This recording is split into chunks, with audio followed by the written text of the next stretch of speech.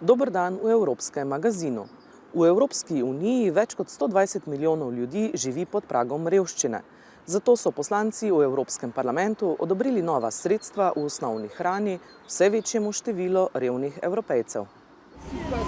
Shocking statistics of hardship faced by almost a quarter of the EU's 500 million citizens caught in a poverty trap worsened by the economic crisis. At the last count, 40 million people suffering from severe material deprivation, 25 million children at risk of poverty or social exclusion, 4 million people homeless despite vast numbers of vacant houses.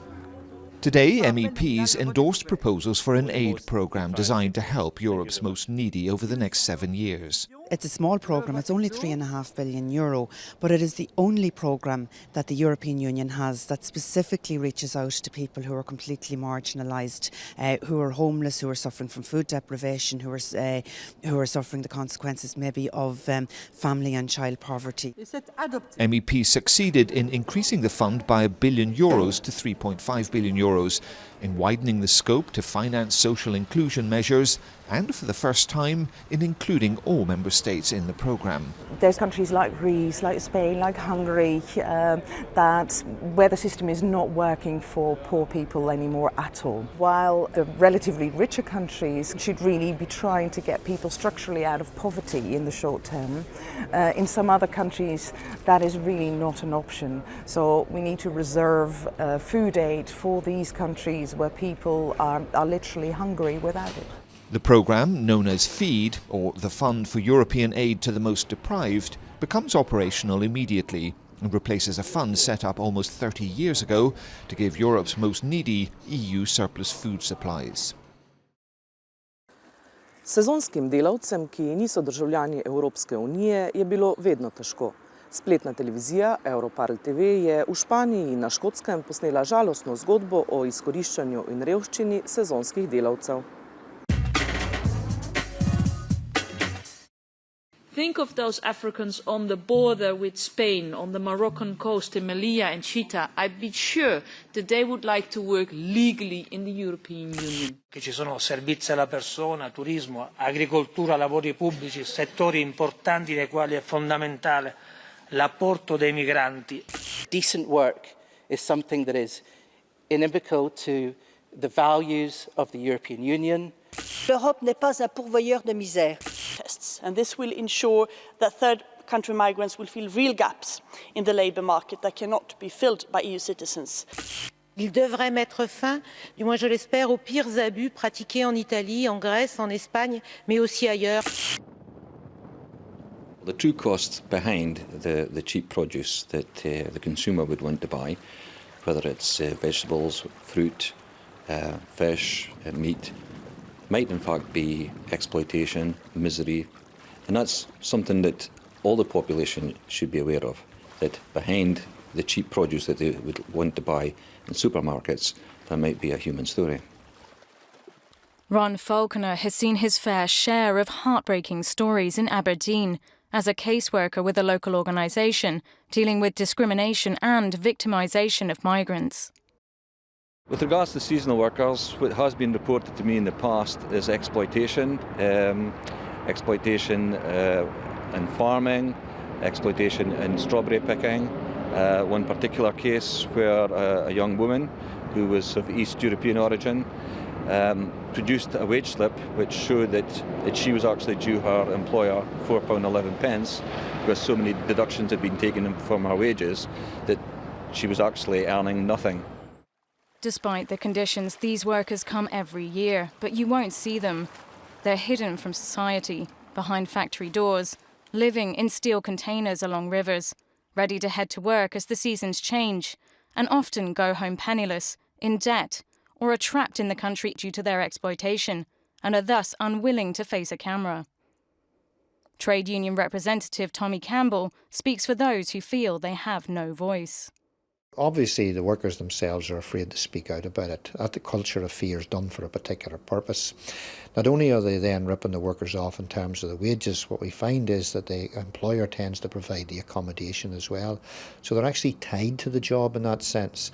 And then worse than that, not only are they paying the wages on the one hand, they're then taking the wages back off that worker by charging them exorbitant rents. And also in some cases charging them costs for the food and the electricity and the water as well. The International Labour Organization defines this as bonded labour. What's even more chilling is how women are particularly at risk when issues arise with their accommodation. I have heard of that, where there has been it implied that where women were unable to pay their rent because of lack of wages, that they might want to find other ways to pay their employer or for the employer to use them. And basically encourage them to get involved in the sex trade. Europe needs migrant workers to maintain productivity. The European Commission estimates that 100,000 third country seasonal workers come to the EU every year, but some unscrupulous employers are taking advantage. There could be racism and discrimination, but the real factor behind it is just greed. And linked to that is that there is no real deterrent. You know, if for instance, someone is exploited at their place of employment, don't know their rights, don't know their support out there, all they're going to do is to move on elsewhere, and the exploitation and the greed just continues. It's almost like self-perpetuating. These images were filmed for European NGO Pragom, which protects the rights of undocumented migrants. They show the makeshift camps of seasonal workers in southeastern Spain. The region of Almeria is dubbed the Garden of Europe for its high productivity. The reality for workers is sometimes physical and psychological suffering. We met Pragom representative Yves Geddy in Brussels, who told us that this is just the tip of the iceberg.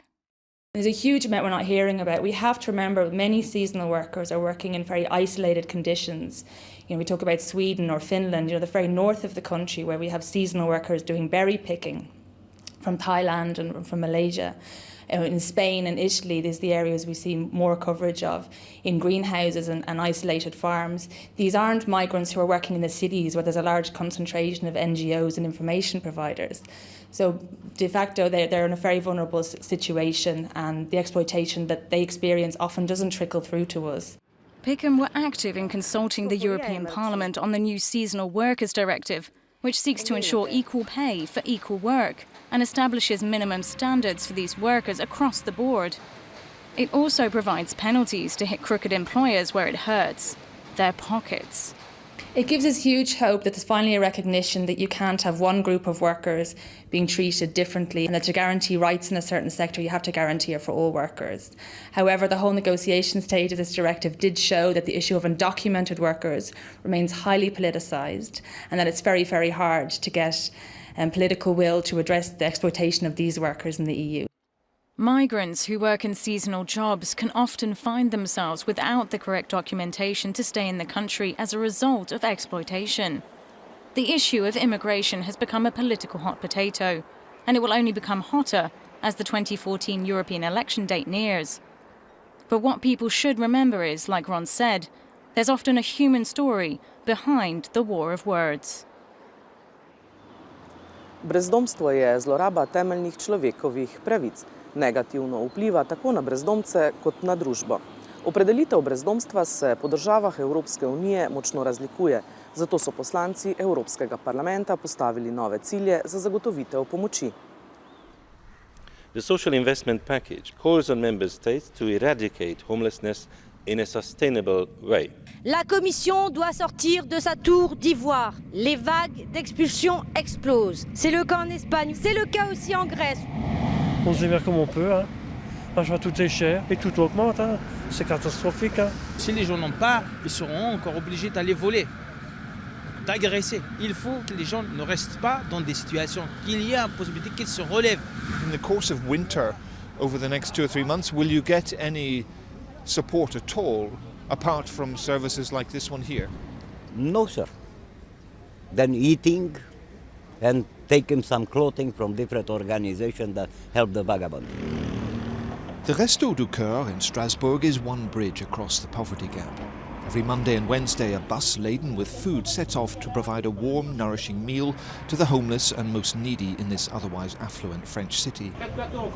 Christophe Fresneau has been a volunteer for the Restos du Cœur for 2 years. I think we start to reach the limit. For instance, it's a good proof now. We are supposed to stay here for 10 minutes more, and we have nothing to serve anymore. In the short time he's been with the service, Christophe, who runs an IT business, has seen massive changes. More students, more retired people, more children, more from Eastern Europe, and far, far more numbers. And he has this message for Europe's politicians. It should be in the project of Europe to take care about the weakness, about the people that are really in difficult moments. Okay, we all agree that the economical project has a sense for sure, but without that dimension, it's an empty box. MEPs have called for a targeted European strategy for the homeless. They accept responsibility rests with member states, but they say Europe can play a major shaping and support role.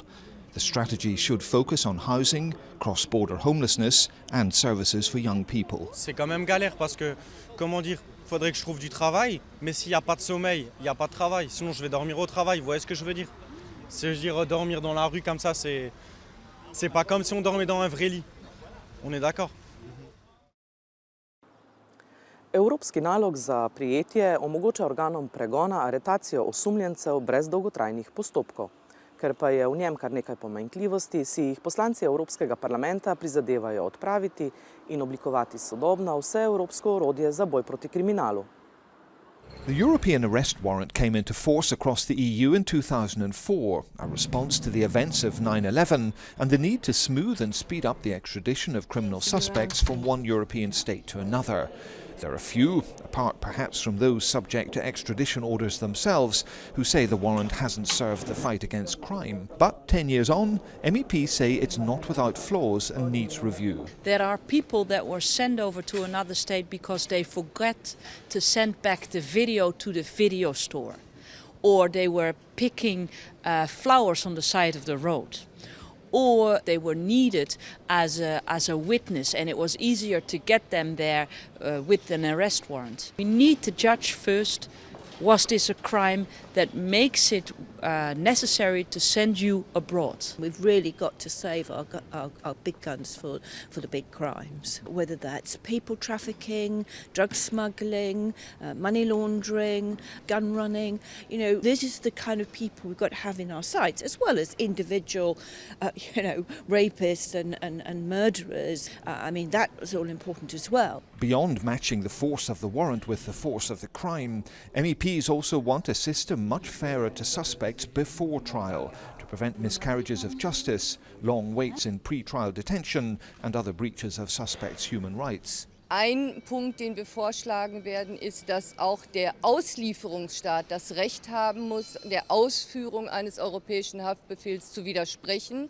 Wir wollen weiterhin die Haftbedingungen verbessern und sicherstellen, dass, wenn ein europäischer Haftbefehl beantragt wird, im fragenden Staat auch tatsächlich genug Beweise vorliegen, dass ein Prozess vor Gericht schnell beginnen kann. Acting autonomously, the European Parliament has exercised its right to demand the European Commission initiate legislation to reform the European arrest warrant within the next 12 months.